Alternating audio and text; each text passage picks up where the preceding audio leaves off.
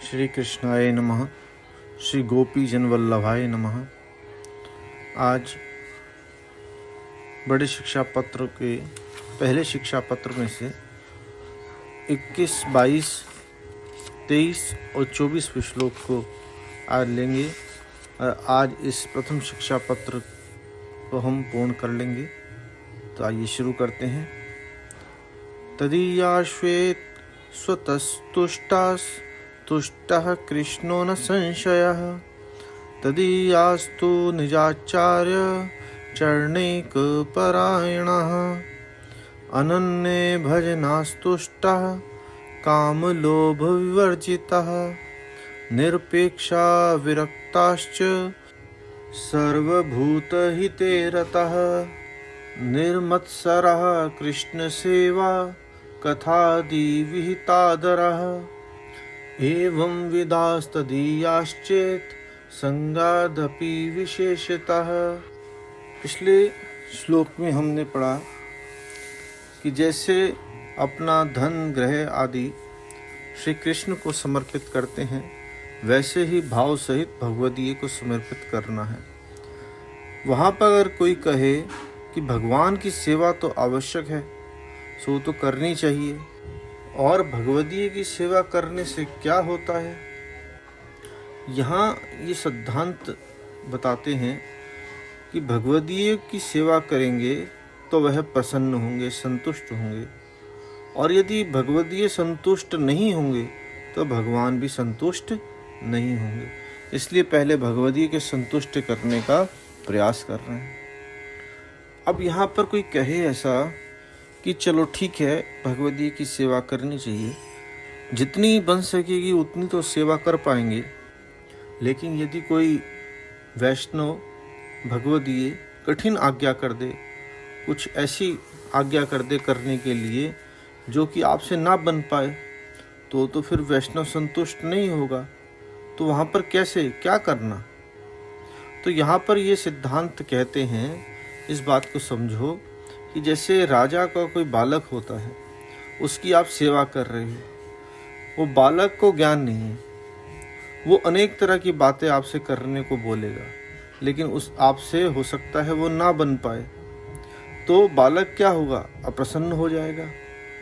लेकिन राजा ने तो ये मन में अपने जान लिया ना कि इसने मेरे बालक की सेवा बहुत करी है, इससे जितनी बन पाई इसने उतनी करी है, इसलिए राजा तो आप पर प्रसन्न हो ही जाएगा। ऐसे ही जान करके शुद्ध भाव से जितनी हो सके वैष्णव की सेवा करो।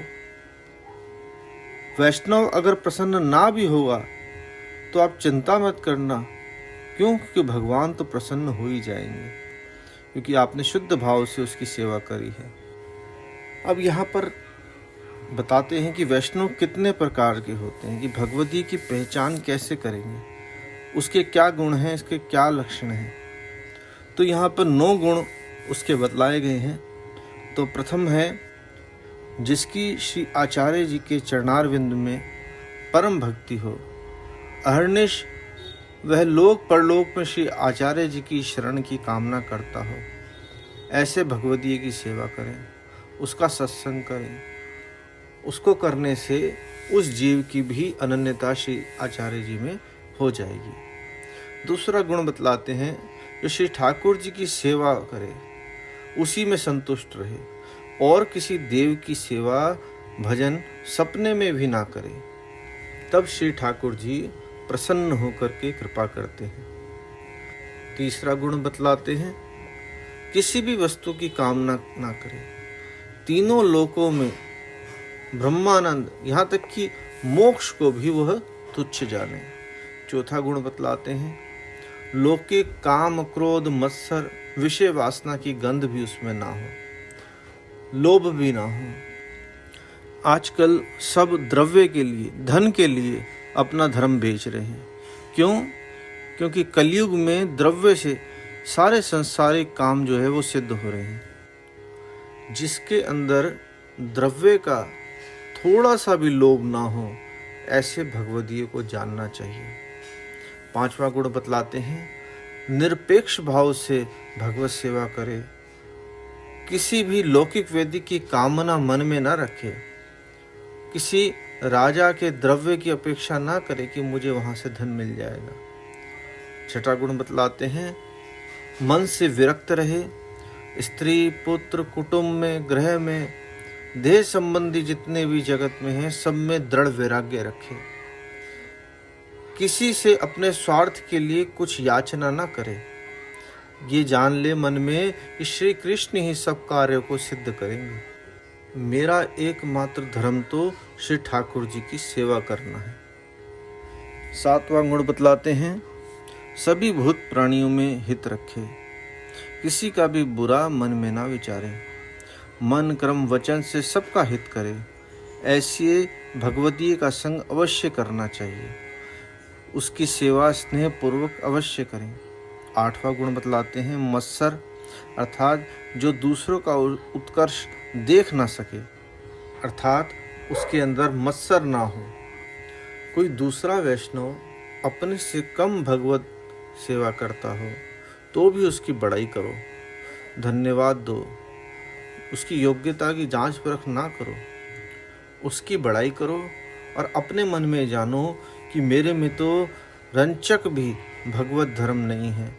इस प्रकार दीनता अपने मन में रखो। नौवां गुण बतलाते हैं, जो श्री कृष्ण की सेवा आदर पूर्वक करे, श्री कृष्ण की कथा भी आदर पूर्वक सुने।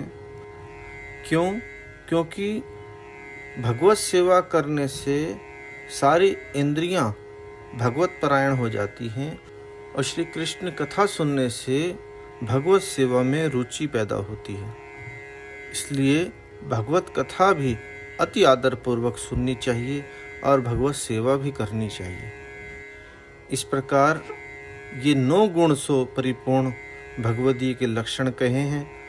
ऐसे भगवदीय का संग अवश्य नियम पूर्वक करना चाहिए। इस प्रकार शुद्ध मन से उत्तम भगवदीय का संग करें, उनकी सेवा करें। भगवदीय कहे तापे मन में विश्वास रखे, स्नेह पूर्वक सब करे। इस प्रकार यदि कोई वैष्णव करे तो उस पर श्री आचार्य जी प्रसन्न होते हैं, आनंद दान करते हैं।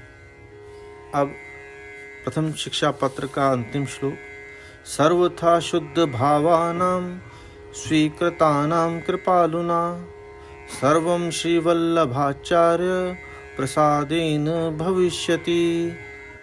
इस शिक्षा पत्र में जितना भी कहा है वो सब शुद्ध भाव से करें। श्री कृष्ण की कथाओं को शुद्ध भाव से सुने, शुद्ध भाव से भगवत सेवा करें, गुरु सेवा शुद्ध भाव से करें, वैष्णवों की सेवा शुद्ध भाव से करें, सभी भगवत लीलाओं में शुद्ध भाव रखें, सभी भगवत सामग्री में शुद्ध भाव रखें, तब भगवदीय प्रसन्न हुए कृपा करें, तब प्रभु कृपा करें। तब यहाँ पर अगर कोई कहे कि इतने धर्म करने तो महाकठिन है, ये कलयुग में जीव से कैसे बन सकेगा? जीव में तो एक भी धर्म रहना महाकठिन सिद्ध होता है।